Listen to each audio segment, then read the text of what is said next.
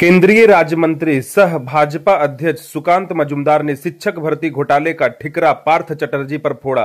Video में देखिए उन्होंने क्या कहा। আরএন হাসপাতাল থেকে এমনটাই তারা আদালতে জানিয়েছেন যে উনি দু একদিনের মধ্যে ফিট হয়ে উঠবেন।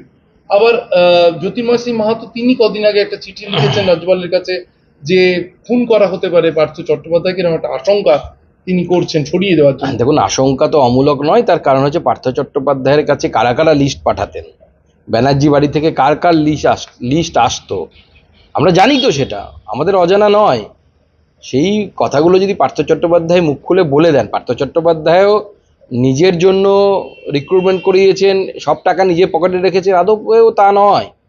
পুরো পার্টির সিস্টেমেই চাকরি বিক্রি হয়েছে এবং সেই চাকরি বিক্রির সাথে সরকারের মাথায় যিনি বসে আছেন তিনি জড়িত, তার পরিবারের লোকজন জড়িত। আমি নাম না করে বলছি, কারণ নাম নিতে গেলে প্রমাণ লাগবে।